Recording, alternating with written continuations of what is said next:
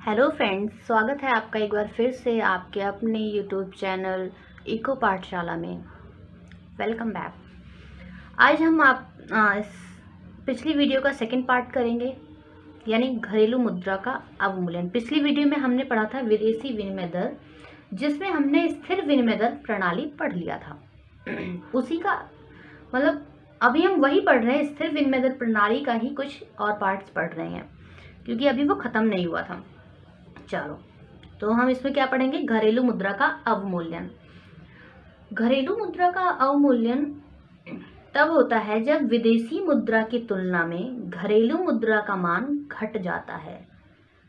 यानी कि क्यों घटता है? ये सरकारी नीतियों के कारण घटता है। यानी गवर्नमेंट खुद ऐसे रूल्स बनाती है जिससे अपनी मुद्रा का मान घट जाता है। कैसे? यानी कि पहले अगर हमें $1 के लिए 10 रुपये देने पड़ते थे, तो अब हमें उसी $1 के लिए 20 रुपये देने पड़ेंगे। यानी हमारे लिए डॉलर महंगा हो चुका है। इस चीज़ को हम क्या कहते हैं? घरेलू मुद्रा का अवमूल्यन या devaluation of domestic currency. Okay, पहले थोड़ा सा लिख लेते हैं, फिर समझते हैं, फिर आपको ज़्यादा अच्छे से क्लियर हो पाएगा। तो प्लीज़ वीडियो को कम्प्लीटली देखिए, तभी आपको समझ आएगा। ओके, चलो।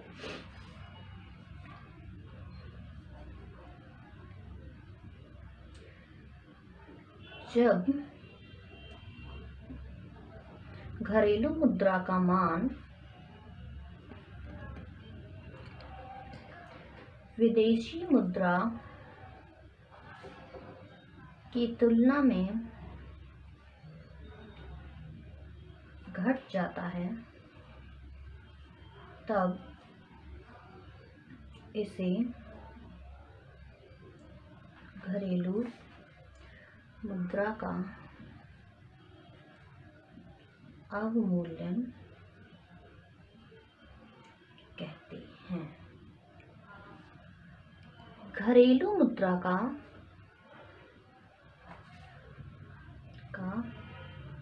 अवमूल्यन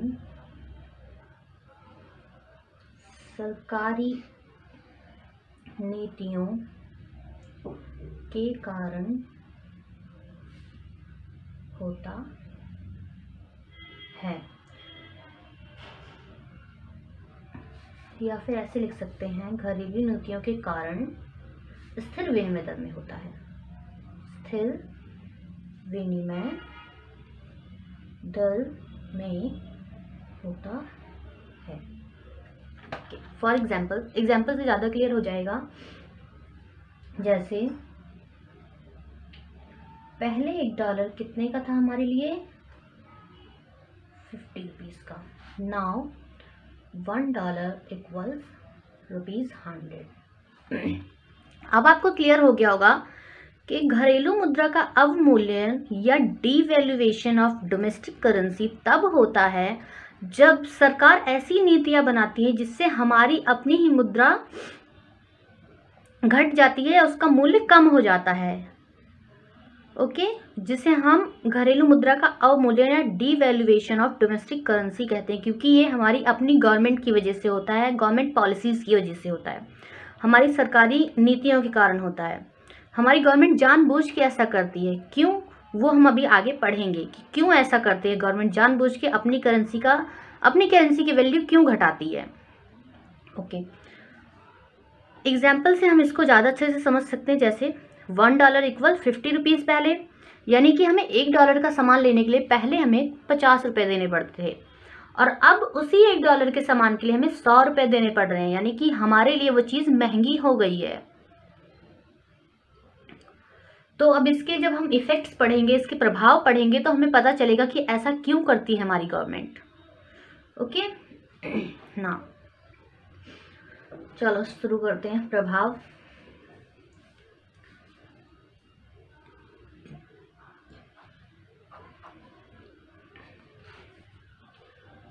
सबसे पहले इसका प्रभाव क्या पड़ता है? आयातों पर प्रभाव।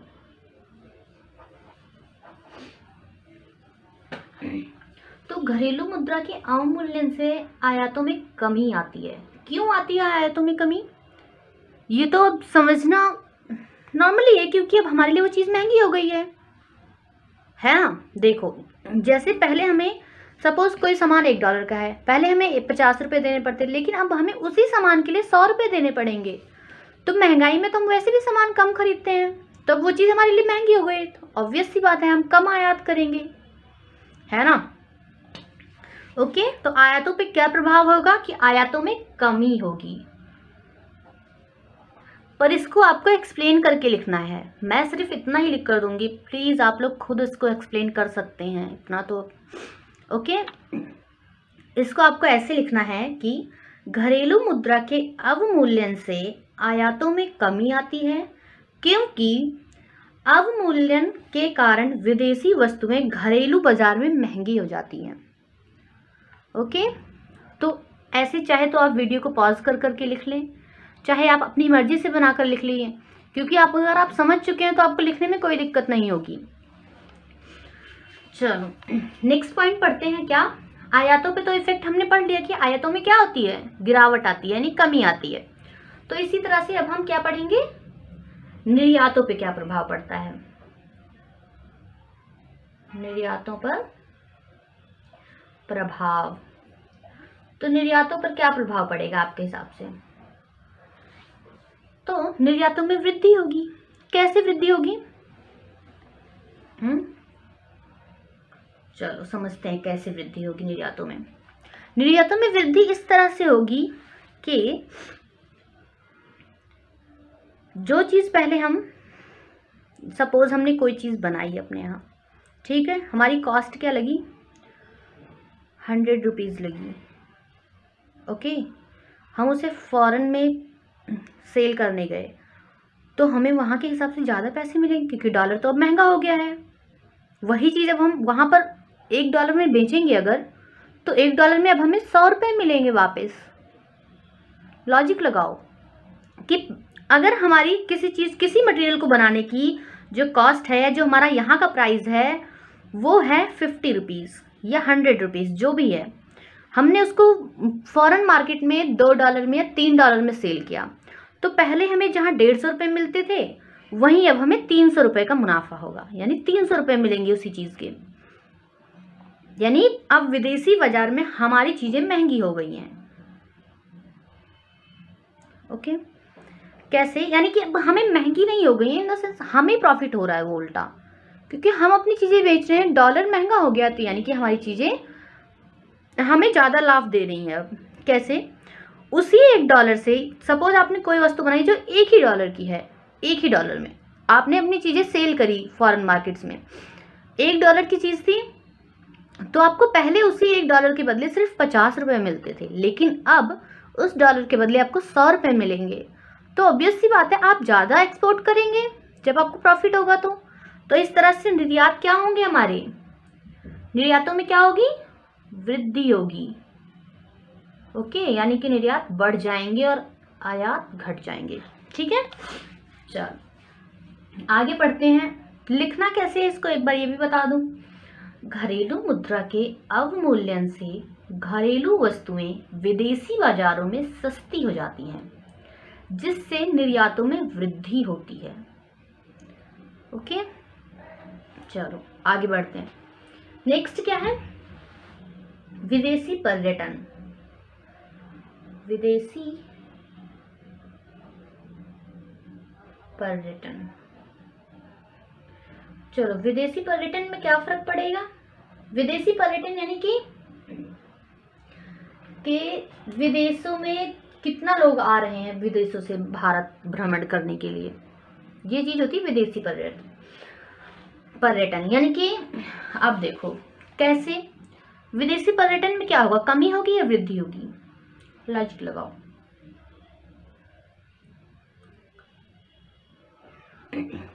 अरे जब विदेशी बाजारों में हमारी चीजें सस्ती हो गई हैं, तो ऑब्वियस सी बात है भारत में विदेशी भ्रमण सस्ता हो गया है। कैसे, देखो अब विदेशी आएंगे, $1 में पहले उनको 50 रुपए की चीज मिलती थी, लेकिन अब अगर वो विजिट करने आते हैं तो $1 में उन्हें 100 रुपए की चीज मिलेगी। यानी कि सपोज कोई फॉरेन से आया विजिट करने, अब रेड फोर्ट की एक टिकट 50 रुपीज़ की है।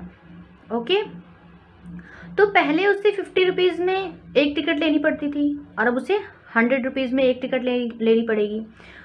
और पहले $1 का 50 रुपीज़ था और अब 100 रुपीज़ का $1, यानी कि उनके $1 में आप 2 जना घूम सकते हैं। ये समझ आया आपको? यानी कि उनके डॉलर के हिसाब से उनका डॉलर 100 रुपीज़ का है, उनको प्रॉफिट हो रहा है। आप ये चीज़ समझो कैसे। उनके डॉलर महंगा हो गया, उनका डॉलर हमारी करेंसी के मुकाबले, हमारी करेंसी तो सस्ती हो गई है। तो इस तरह से अब उन्हें भारत में भ्रमण करना सस्ता हो गया उनके लिए। तो इस तरह से हमारा विदेशी पर्यटन भी बढ़ेगा। तो आप ये चीज़ देख रहे होंगे कि क्यों गवर्नमेंट जानबूझकर क्यों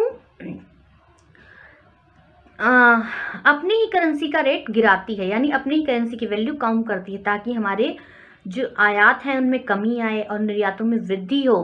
क्योंकि जितना एक्सपोर्ट करेंगे उतना हमारे पास फॉरेन करेंसी आएगी, फॉरेन करेंसी आएगी, डेवलपमेंट होगा, जीडीपी बढ़ेगी।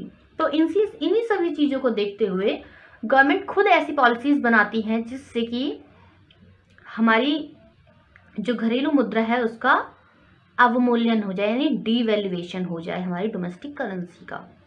ओके, तो विदेशी पर्यटन में क्या होती है? यहाँ वृद्धि होती है।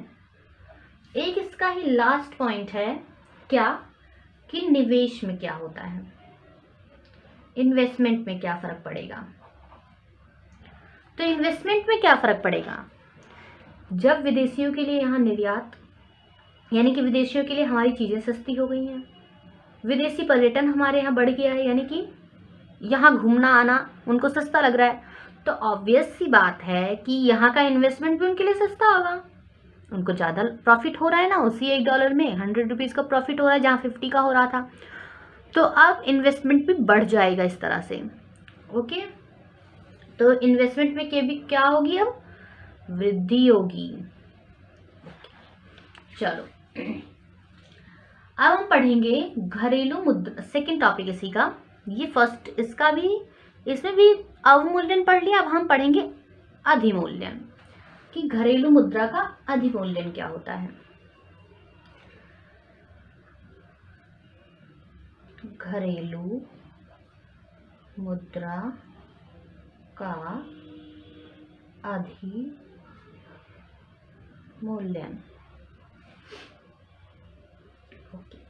अब आपको अगर अवमूल्यन समझ आ गया तो अधिमूल्यन भी इजीली समझ में आएगा। बिल्कुल उसका अपोजिट है, बिल्कुल अपोजिट। आप चाहे तो खुद भी कर सकते हैं इसको बहुत ही आराम से। कैसे? कि जब घरेलू मुद्रा का मान विदेशी मुद्रा की तुलना में बढ़ जाता है तो इसे घरेलू मुद्रा का अधिमूल्यन कहते हैं। ओके, लिख लेते हैं इसको फटाफट से। जब घरेलू मुद्रा का मान विदेशी मुद्रा की तुलना में बढ़ जाता है तो इसे घरेलू मुद्रा का अधिमूल्यन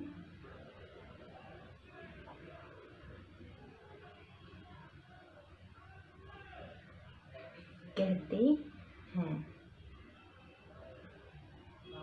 फॉर एग्जाम्पल, अब यहाँ पर क्या हो जाएगा? उल्टा हो जाएगा उसका। क्या? पहले $1 कितने में था? 100 में, और अब वही $1 कितने का हो गया है? 50 का। यानी कि अब उल्टा हो गया है, हमारी करेंसी महंगी हो गई, यानी हमारी करेंसी की वैल्यू बढ़ गई है। तो इसका जो इफेक्ट होगा वो भी बिल्कुल अपोजिट होगा, पॉइंट से ही होंगे, पर जो बढ़ रहा था वो घटने लगेगा, जो घट रहा था वो बढ़ने लगेगा। कैसे? चलो देखते हैं। प्रभाव।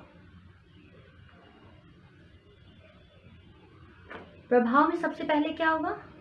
आयातों में क्या होगा? आयातों में वृद्धि, क्योंकि पहले हमने क्या पढ़ा? आयातों में कमी। बिल्कुल उसी का अपोजिट। कैसे? कि पहले आयातों में कमी हुई थी क्योंकि वो चीज़ हमारे लिए महंगी हो गई थी, पर अब वो चीज़ हमें सस्ती लग रही है। विदेशी चीज़ें क्यों सस्ती लग रही है? क्योंकि पहले हमें $1 में कोई भी वस्तु अगर $1 की होती थी तो हमें 100 रुपये देने पड़ते थे उसे, लेकिन अब हमें सिर्फ 50 रुपये देने पड़ते। तो हमें चीज़ सस्ती लग रही है, अब सस्ती लग रही है तो लोग खरीदेंगे। ओके, तो लोग खरीदेंगे तो लोग आयात करेंगे। तो इसी तरह से सेकंड पॉइंट क्या है, निर्यातों में कमी। निर्यातों में कमी बिल्कुल उसी का अपोजिट पॉइंट है। कैसे निर्यातों में कमी कैसे? अब जो विदेशी लोग हैं, जो फॉरेन मार्केट है, वहाँ के लोगों को यहाँ की चीज़ें अब महंगी लगेंगी। जब चीज़ें महंगी लगेंगी तो वो कम खरीदेंगे तो यहाँ से निर्यात कम होगा। इसी को हम उल्टा भी कर सकते हैं, प्रॉफिट के हिसाब से भी देख सकते हैं, तो भी निर्यात कम ही होगा। बिल्कुल उसी का अपोजिट है, इसलिए मैं ज़्यादा इसको एक्सप्लेन नहीं कर रही हूँ क्योंकि पहले मैं बता चुकी हूँ।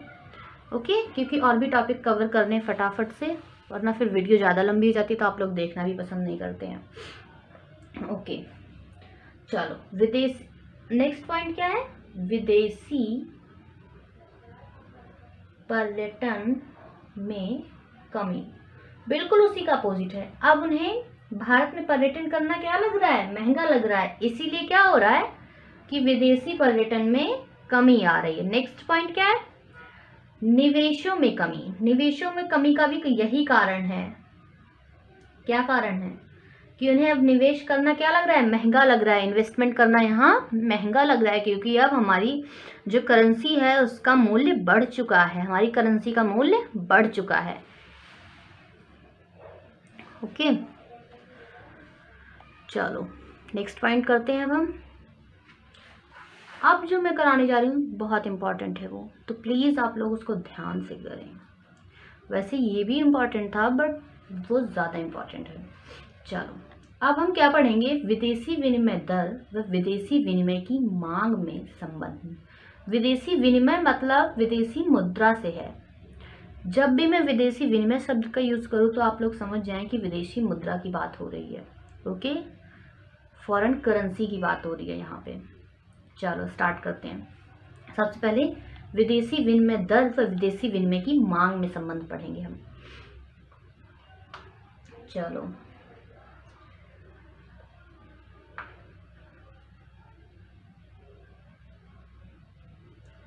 विदेशी विनिमय दर व विदेशी विनिमय की मांग में संबंध। चलो सबसे पहले हम तो समझते हैं कि क्या होता है एक्चुअली। तो विदेशी विनिमय दर हम पढ़ चुके हैं, पता है हमें क्या होती है। विदेशी विनिमय क्या होती है, विदेशी करेंसी।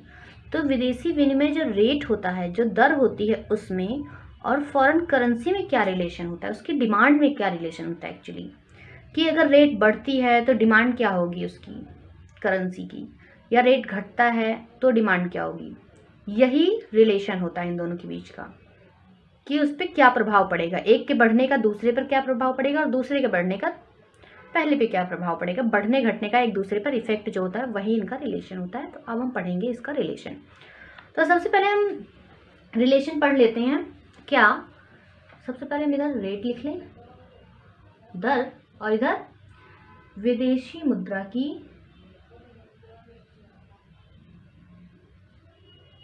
मांग। ओके, तो अब ये समझ लीजिए आप, दर बढ़ेगी तो मांग घटेगी। ओके, और इसी का इन्वर्स, दर घटेगी तो मांग बढ़ेगी, यानी इसमें नेगेटिव रिलेशन होता है। कैसे, ये समझते हैं। चलो क्यों होता है ये, कि अगर रेट बढ़ गया, विदेशी विनिमय दर बढ़ गई, तो हमारे लिए फॉरेन करेंसी महंगी हो जाएगी। जब फॉरेन करेंसी हमारे लिए महंगी हो जाएगी तो हम उसकी डिमांड कम करेंगे, और जब डिमांड कम करेंगे तो ऑब्वियस सी बात है नेगेटिव रिलेशन होगा। एक के बढ़ने पर दूसरे का कम होना इन्वर्स रिलेशन होता है। ओके, क्यों होता है ऐसा, क्योंकि हमारे लिए जब रेट बढ़ता है तो फॉरेन करेंसी महंगी हो जाती है। इसी के विपरीत जब विदेशी विनिमय दर घटता है तो हमारे लिए करेंसी सस्ती हो जाती है। कैसे, देखिए अगर विदेशी विनिमय दर बढ़ा तो यानी कि रेट क्या हो गया, पहले $1 में 50 था, $1 100 रुपीज का हो गया है, दर बढ़ चुकी है। दर बढ़ चुकी है तो हम डिमांड कम कर देंगे, दर बढ़ी तो हम डिमांड कम कर देंगे, और डिमांड कम कर दिया। ओके, अब अगर दर घटती है 100 से 50 हो जाता है वापस, तो हम क्या करेंगे, डिमांड अपनी बढ़ा देंगे। डिमांड बढ़ा देंगे तो इसका मतलब दोनों में इन्वर्स रिलेशन है, यानी कि नेगेटिव रिलेशन है, यानी नकारात्मक संबंध है या ऋणात्मक संबंध है। ओके, चलो आगे बढ़ते हैं। वैसे इसके इफेक्ट्स वही होंगे जैसे आयातों में कमी, पर्यटन में कमी, विदेशों में निवेश में कमी।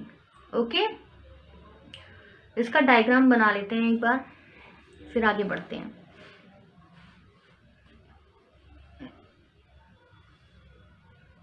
आप लोग पेंसिल से ही डायग्राम बनाएं एग्जाम में।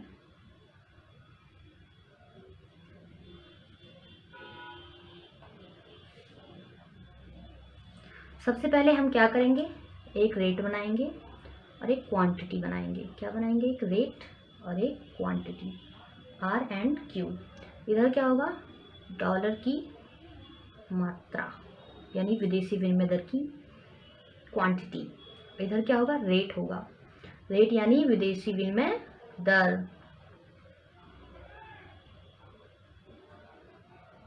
ओके, सो अब ड्रॉ करना शुरू करते हैं। अगर रेट बढ़ता है, अगर रेट बढ़ता है तो क्या होगा, रेट बढ़ गया, सपोज R से क्या हो गया, R1 हो गया। R1 हो गया तो क्या हो जाएगी हमारी डिमांड, रेट बढ़ेगा तो डिमांड, अरे इनवर्स रिलेशन था, रेट बढ़ेगा तो डिमांड कम हो जाएगी। पहले क्वांटिटी यहाँ तक थी, Q तक, अब क्वांटिटी कहाँ तक हो जाएगी, Q1 तक। चलो देखते हैं कैसे होगी Q1 तक, Q1। ओके, नाउ इसी का अपोजिट, अगर रेट हमने कम कर दिया, कहाँ कर दिया, R2 पे, तो R2 पे अगर रेट कम हो गया तो क्वांटिटी क्या हो जाएगी, बढ़ जाएगी। तो क्वांटिटी बढ़ेगी तो क्वांटिटी बाहर की तरफ जाएगी, यानी कि Q2 पे चली जाएगी। तो हमारा डी कर्व जो है वो कैसा बन जाएगा, कुछ इस तरह का, इन पॉइंट्स को जोड़ते हुए, यानी कि डी। समझ आ गया होगा आई होप।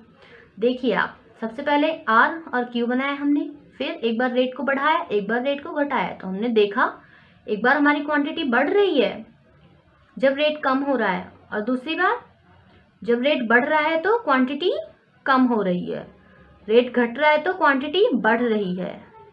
ओके, सो चलो नेक्स्ट करते हैं इसी का। अब विदेशी विनिमय दर व विदेशी विनिमय की पूर्ति में संबंध पढ़ेंगे। क्या पढ़ेंगे अब हम, विदेशी विनिमय दर व विदेशी विनिमय की पूर्ति में संबंध। ओके, चलो पढ़ते हैं क्या रिलेशन होता है विदेशी विनिमय की पूर्ति में संबंध। चलो सबसे पहले हम पहले की तरह दर लिखेंगे, इधर क्या लिखेंगे, विदेशी विनिमय की पूर्ति। चलो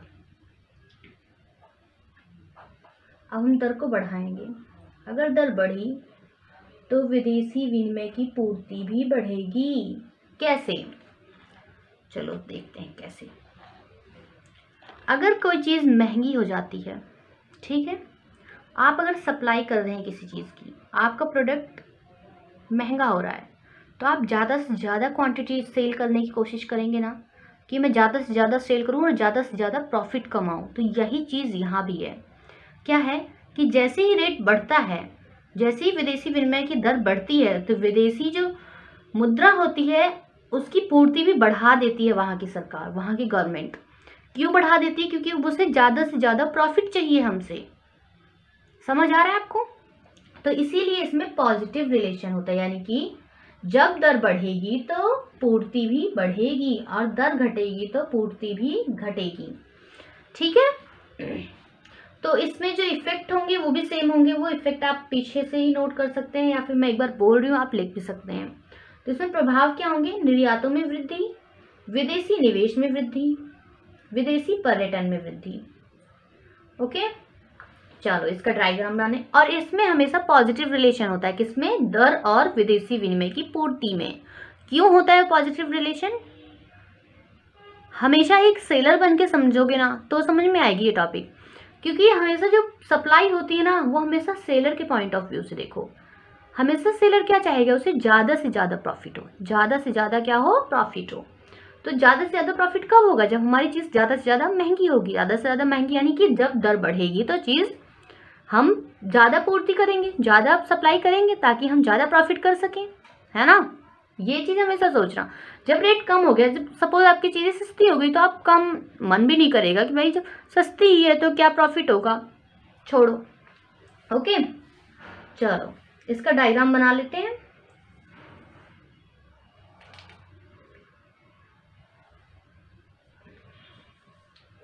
Y axis, x axis 0। Okay, इसमें भी हम वही करेंगे। सबसे पहले एक रेट बनाएंगे और एक क्वांटिटी बनाएंगे। ओके, फिर हम एक बार रेट को बढ़ाएंगे और एक बार रेट को घटाएंगे। ठीक है, चलो आर से कहाँ गया? R1 पे। सबसे पहले ये भी लिख लेते हैं ना, डॉलर की मात्रा, और इधर विदेशी विनिमय दर। ओके, सो चलो R1 पे गया, यानी कि रेट बढ़ गया तो सप्लाई भी क्या होगी? अगर रेट बढ़ेगा तो सप्लाई भी बढ़ जाएगी। ओके, क्यों बढ़ेगी? क्योंकि हमें प्रॉफिट चाहिए। अब अगर रेट कम हो गया तो सप्लाई क्या हो जाएगी? सप्लाई कम हो जाएगी, यानी कि Q1 और Q से हटकर Q2 पे आ जाएगी। ओके, तो अब एसएस कर्व हमारा कैसा जाएगा? ऐसा। ठीक है, ये बिल्कुल थोड़ा सा टेढ़ा हो गया, आप लोग ठीक कर लीजिएगा। ओके, तो आपको ये सब कुछ समझ में आ रहा होगा आई थिंक। और thank you so much video देखने के लिए, आपका बहुत बहुत धन्यवाद। अगर आपको वीडियो पसंद आई है तो please like, share and subscribe करें। कोई भी डाउट है आप कमेंट करें। Okay, thank you again. अगले वीडियो में हम इसका सेकंड टॉपिक पढ़ेंगे, यानी कि हमने एक टाइप पढ़ लिया है रेट फिक्स करने वाला, यानी फिक्स रेट पढ़ लिया है हमने। अब हम पढ़ेंगे floating exchange rate next video में। ओके, तो थैंक यू सो मच। फिर मिलते हैं अगले वीडियो में। आपका बहुत बहुत धन्यवाद। Please like, share and subscribe. Thank you so much.